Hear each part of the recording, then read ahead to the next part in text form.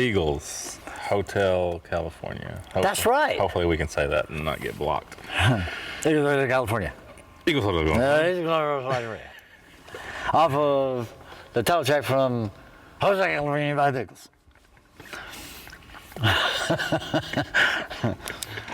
Hey everybody, welcome back to Great Measures. My name is Richard. Great Measures. It's my Henley. That's not Don Henley, that's Judson. So I put on the shirt and I was like, we haven't done Darkest Hour yet, so let's do Darkest Hour. I don't know what any of that means. Oh, the band. The band, Darkest Hour. Oh. The album is called Undoing Ruin. That's what your shirt says. That's crazy. Weird, isn't it weird? Things been happening like that to me all day. I'm fixing to go home, man. Oh. All right. The band's called Darkest Hour. The album's called Undoing Ruin. The song is called With 1,000 Words to Say But One. Well, let me unpack that for a second. All right, go for it. Undoing ruin. Mm-hmm. So, the ruin is undoing, or you're undoing the ruin? The ruin is being undone. Aha, I like that better. Yeah, that's more positive. For sure. It's a very positive album, in my opinion. By Darkest Hour? Mm-hmm. Wow, okay. And then and then you said something else in there that I was gonna. With 1,000 words to say but one. So they're missing that one. Mm-hmm. Maybe we can help them out. Maybe so. This album came out in 2005. Gun to my head. You like that early 2000s stuff, don't you? I mean, yeah, I guess. I don't know. It's just kind of when I started really getting into the more extreme side of metal, I guess. Okay. Gun to my head, this is probably, I would have to put this in one of my top 3 favorite albums ever. That's a... I love this album so much. That's a strong statement there. It meant a lot to me when it came out, and I listened to it. I mean, I would have said from 2005 until 2019 when you and I met in treatment. That's true. This album was special to me that whole way through. And then when I got clean and sober and entered into the world of recovery, this album took on a whole new meaning. Obviously, Undoing Ruin. Sure. It just hit a different way, you know. Not that anybody cares. I'm just throwing that out there. Okay. It's a special album. This is front to back, start to finish, like it is one of my favorites. Well, quit running your mouth All right, about I'm sorry. it. Let's listen to it. So this song was the opening track to the album. This album was produced by Devin Townsend. Was it now? Correct. So I forgot to throw that in there when I was gushing. Devi. Huh? Devi. I don't know if that's what we call him or not. I made that up. Devi T. Devi T. God, I hate you sometimes. All right. Ready to roll? Ruin me, Richard. We're going to undo that ruin.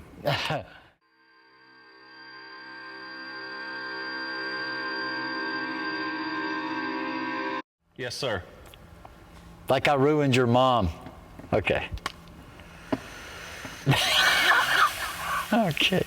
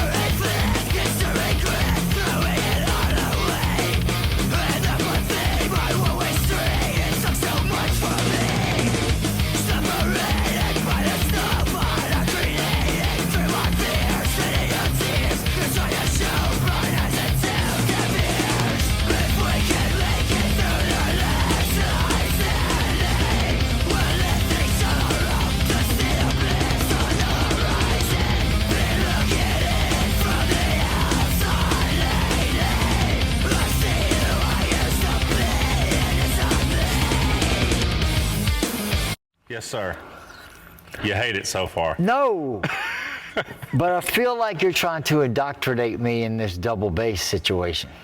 The last few videos we've done, I promise I have not, it has not been intentional. You don't have a list that are like, make Double bass. Judson listen to Slap double Judson bass. over the head with this one. Yeah. No, I don't have that. No. So once again, this coincidence thing is just... It is what it is, man. Sorry, I don't mean to just bombard you with double bass, but I guess some of my favorite songs have double bass in them, and a lot of it. Well, this isn't bad. This isn't bad. I mean, from the standpoint of me having trouble with getting distracted. Sure. And that's really my main thing, is I get got distracted when the double bass happens, that Gotcha. it's so that it takes my mind off of the rest of the music. Yeah, gotcha. The music is really cool.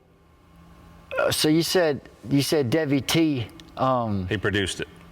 You can kind of hear that, can't you? Yeah. I've only heard one song by that dude, and I can tell that there's this underlying like wash of him. Okay. You know what I'm saying? Sure. Yeah.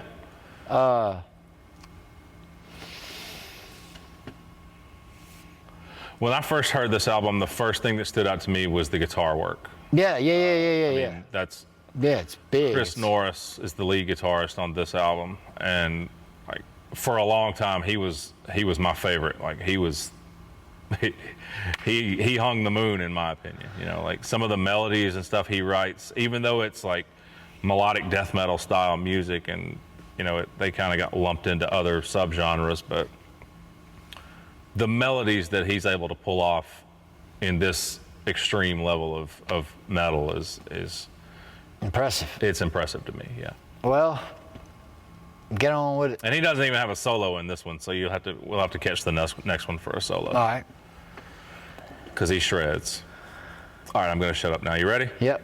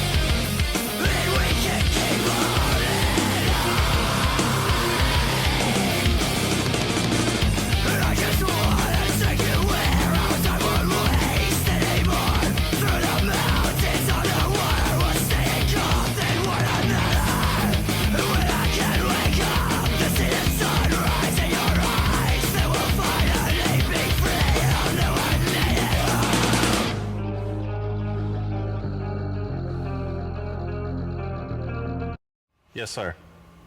I really didn't have nothing, but I think I have to get used to the vocal on this one. He's different. He's different.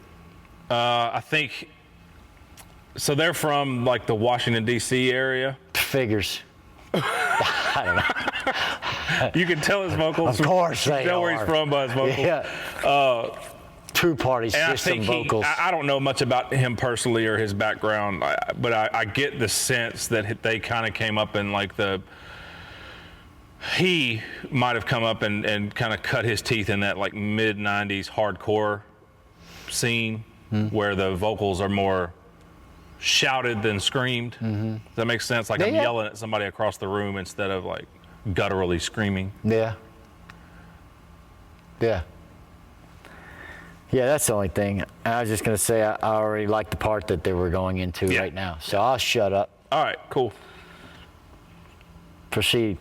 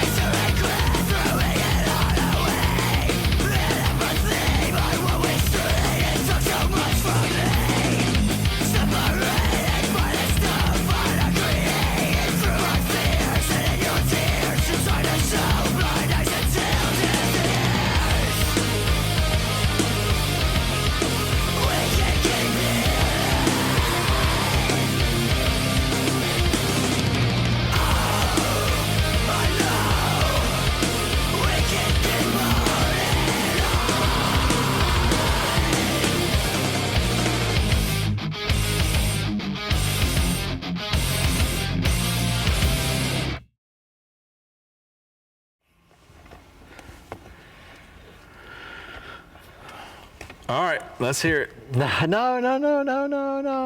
It's all right.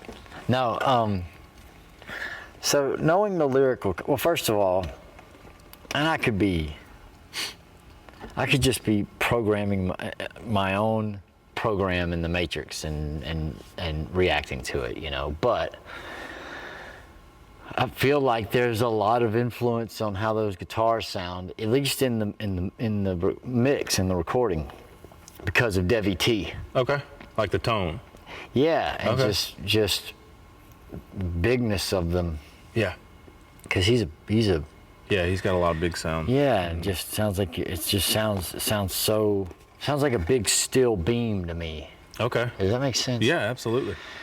Devin Townsend stuff. Sure. It's like when he hits a note, it sounds like it's just a huge. That's what I think about for some reason. Steel sometimes. beams. Yeah, like Okay. like something that you can't get. I don't know. There's the strongest material. Yeah, I can see that. And holding up a lot. You know. Sure. Things built around it, and anyway. That's what they sound. That's what those guitars kind of sound like. And I like the spacey. I like the space stuff. I mean, the drums sounded cool. The bass drum sounded really good in that mix. The snare was a little muted to me, but the vocal stuff, you know, it's. And I'm saying this right now because it's my opinion, just right now, because we just listened to the song. It's the first damn song I've ever let's heard. hear it. Yeah, let's hear it. Stop worrying about what I'm not anybody's going trying. to have I'm sorry. to say. I'm not trying to be a Just seer. say it. Let's hear it. The lyrics are really good. Yeah. At one point, there's a line there that says, "Through the mountains On the water. we'll stay engulfed in one another." And when I. No, just there. Oh, okay. That's really cool. Yeah. Phonetically, Some really cool imagery too. well, just mentioning the water and then being engulfed. Okay. You yeah. know, Mhm. but mentioning the mountains and then one another, you know, you have two separate, you know, through the mountains on the water, it's a cool idea because your water seems, unless it's just going, you know, unless it's rapids or something, Yeah. which it could be, that could be what it is, that you're I mean, that's a beautiful thought in the pastoral sense, you know, the nature sense, that you're a river winding through mountains. Yeah. But it's also a dangerous thing. Rocks are falling, or there's rapids. Mm-hmm. And it also seems, I mean, the song sounds like people trying to, or someone trying to realize their part that they're falling down on their part of a relationship, basically. Lyrically. It's what it sounds like it's about. Okay. Yeah. Okay. To me. Sure. That maybe the word missing is love, or whatever that word is. It has to do with love, or has to do with the thing they're not doing for the love that they have. Starts out talking about his apathy being his one-way street. Exactly. Took so much from him. Deaf ears and blind Yeah. eyes. But just through the mountains on water, We'll stay engulfed in one another. I mean, it just, the meter of that, that's a poetic verse right there, to me. And just all of the euphony is cool. You know what euphony is? No.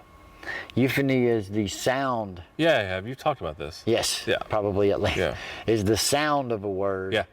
Regardless of the meaning of it. Yeah, you've talked It's about just this. pretty to hear. And the word engulfed, water, engulfed in one another, engulfed in one another, is just like, Yeah. it's like a gift to be able to just say it, regardless of what it means. And then it means something, you know? But being engulfed, I just like the idea of being engulfed, you know, I don't ever see engulfed as being, you know, when I use the word engulfed, it's a positive thing. Like, I'm engulfed by the music, or engulfing love, or Yeah. whatever. Now that I've said it over and over, it's a really weird word. Okay. Engulfing me, engulf, and Gulf. Anyway, so the point I was getting to through the mountains was the fact that the lyrics are cool, Yeah. but their delivery makes it hard for me to. Sure. But there's a cool dichotomy there with the fact that it's a very positive song, or it's a very. The song is the subject matter. It's a hopeful song. It's a hopeful song. Mm-hmm. It's a hopeful song, Richard. Yeah. And yeah, it's talking about rough stuff. It's talking about, man, I've been a melon farmer. Right. Yeah. But I don't want to be anymore, and I've noticed that I am. I'm not doing it yet, right? Not doing the positive part yet. Yeah. Yeah. It's the recognition it's right here of on the problem. horizon, and he needs to. And that was get it. mentioned in there, the horizon. Yeah, that's true.